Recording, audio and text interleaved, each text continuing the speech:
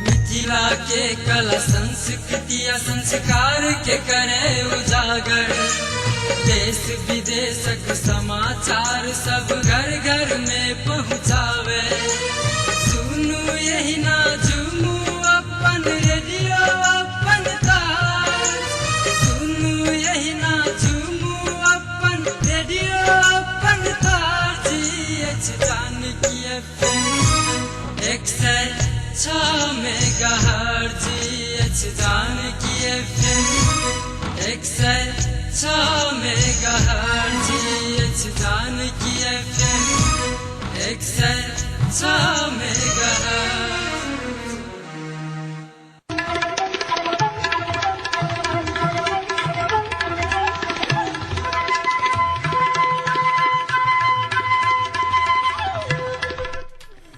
नमस्कार, Janaki FM 106 megahertz तक जानकी समाचार में अपने के स्वागत है। इसे राजन सुनल जाओ समाचार।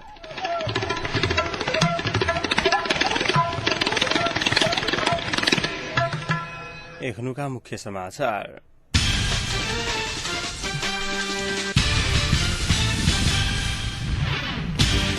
कानूनी अधिकार के बावजूद धुंसा जिला में अपांगता रहल व्यक्ति सब अपन अधिकार पावर से वंचित। आइ गणतंत्र दिवस विभिन्न कार्यक्रम को जनकपुर सहित देश भर मनाओल गेल। 5म गणतंत्र दिवस के विरोधक रूप में आइ मनाओल गेल। महिला ऊपर होवला हिंसा न्यूनीकरण करवाले सो महिला सबके सचेत हवा जागृत हवाक वक्ता सब देने जोड़। सिंधुपाल चौक शैली बिशोन में यात्रोवाहक बस दुर्घटना, 13 गुटे की मृत्यु और शिक्षक सेवा परीक्षा मर्यादित फल का है विरोध।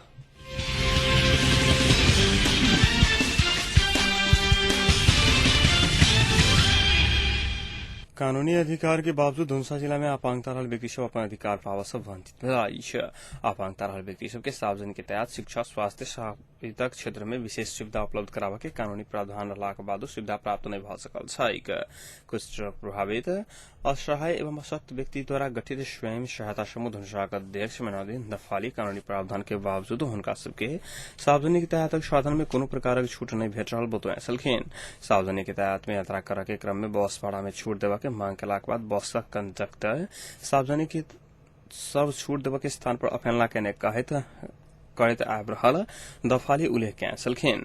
एहि विषय में विगत 2 महीना से विभिन्न सरकार वाला निकाय के जानकारी कोलाक बाद एक देर कोनो सुविधा प्राप्त नहीं भेल हुनक कहब छलाइन। अपांग संरक्षण तथा कल्याण एन 2039 के दफा 20 के उपदफा 3 अनुसार सार्वजनिक यातायात साधन में एहि प्रकारक व्यक्ति सबके 50% भाड़ा में छूट देवा के उल्लेख अछि।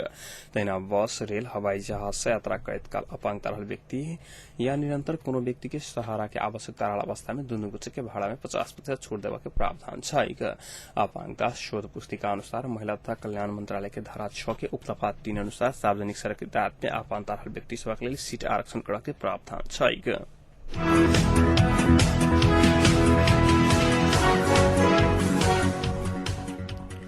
आज 6म गणतंत्र दिवस जनकपुर सहित देश भर विविध कार्यक्रम का मनाओल गेल। दिवस के अवसर पर आज जनकपुर में महिला संबंध मिथिला राज्य समिति द्वारा आयोजित मधेश हिंसा विरोधक अभियान में देखल गेल चुनौती विषयक अंतर्क्रिया कार्यक्रम कयल गेल। एहि कार्यक्रम में वक्ता सब महिला ऊपर होवला हिंसा न्यूनीकरण करबाक लेल स्वयं महिला सबके सचेत एवं जागरूक हेबाक पर जोर देने छल। मधेसी महिला सबक समस्या समाधान आ नेतृत्वक विकास में सेहो केंद्रित स्तर से खास जागरूकता नहीं देखाओल गेलाक कहैत वक्ता सब दुख व्यक्त कयने छलाह। कार्यक्रम में एमवादिक पूर्व सभासद अंजना विशंक अपन कार्यपत्र प्रस्तुत कयने छलखिन। विशेषज्ञ के कार्यपत्र में घरेलू हिंसा पहाड़ी महिला तुलना में मधेसी महिला पर कम भ रहल उल्लेख कयल गेल छल। तेना घरेलू हिंसा घटना में 10% महिला पीड़क रहल कार्यपत्र में जनाओल गेल अछि। कार्यपत्र में मधेशक जनसंख्या 50% मात्र उल्लेख कयल गेल कहैत टिप्पणी करैत पत्रकार श्याम सुंदर शशि मधेशक जनसंख्या 51% रहल कहैत कार्यपत्र भेदपूर्ण रहल नीति सह बनाओल गेल बतौने छलखिन। अखिल नेपाल महिला संघ क्रांतिकारी के मिथिला राज्य संयोजक रूबी कर्णक अध्यक्षता एवं अखिल नेपाल महिला संघ एवं हेमवादी के मधेश ब्यूरो इंचार्ज हरिपोल गजरेल के प्रमुख अतिथि में संपर्क कार्यक्रम में महिला संघ क्रांतिकारी के संयोजक सीता पोखरेल, मिथिला राज्य इंचार्ज विश्वनाथ शाह सहित व्यक्ति सब अपन धारणा रखने छलखिन।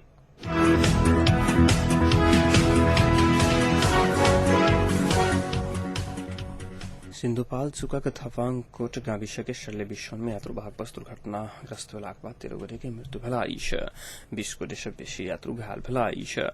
बोताङ से काठमाडौँ तर्फ चैतकाल बादु ख 3645 नम्बरक यात्रुवाहक बस आइ भोर 10 बजे करीब 200 मीटर नीचा खसल छल।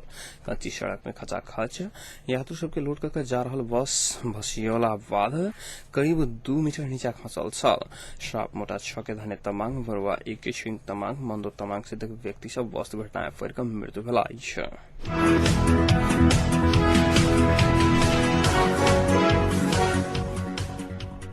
नागरिक समाजक अगुवा सभा संविधान सभा भवन अगाडि विरोध सभा आयोजनाका गणतन्त्र दिवस मनौलाका आइछ।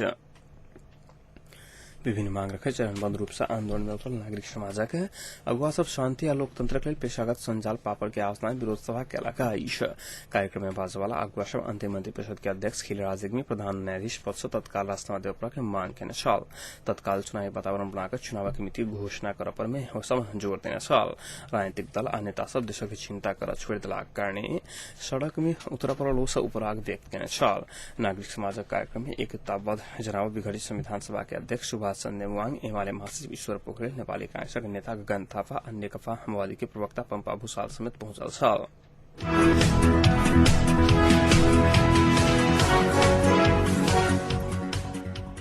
खेलकूद में युवा सबके पहुंच बढ़ावा के लिए आई सनकपुर में एक आयोजित कार्यक्रम में वक्ता सब जोड़ देने छल। स्थानीय माँ लक्ष्मी युवा क्लब के आए खेलकूद संबंधी पोशाक वितरण कर स्थानीय मॉडर्न स्कूल प्रदान करने छल।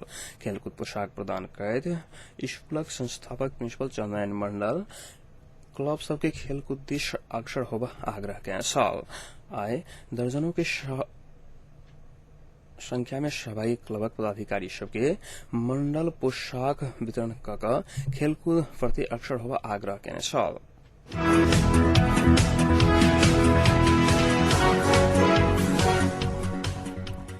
तेन्जिङ हिलारी एभरेस्ट मैराथन एबेरक उपाधि राजकुमार राज भण्डारी जित सफल भेलाइ छ।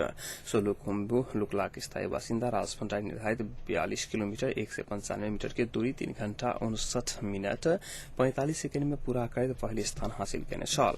एभरेस्ट मैराथन के अहिबेर के डेवी कुलुङ दोसर, तीर्थ तमाङ तेसर स्थान में रहलाइ छ।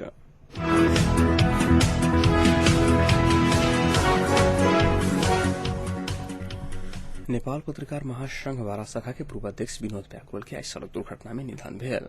वीरगंज पथलैया सड़क खंड के बारा के जीतपुर में विद्यालय टाटासुमो के ठक्कर से गंभीर घायल भेल। पकुराल के वीरगंज में इलाज होने से लाख बाद काठमाडौँ लजायत काल आई बाटे में मृत्यु भेल छल।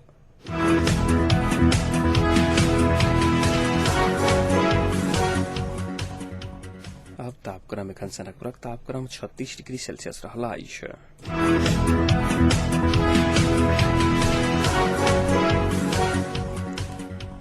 प्रमुख समाचार अंत में पुनः एक बार फिर से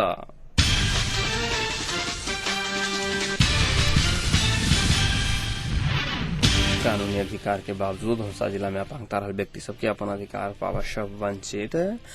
आई गणतंत्र दिवस जनकपुर सहित देश में मनाओल जा रहा। सिन्धुपाल्चोक शैली विश्व में यात्रु भाग बस दुर्घटना 13 गोटे की मृत्यु 5 गणतंत्र दिवस के विरोध के रूप में मनाओल गेल। और शिक्षक सेवा आयोग की परीक्षा मर्यादा बिल का विरोध जनाओल गेल।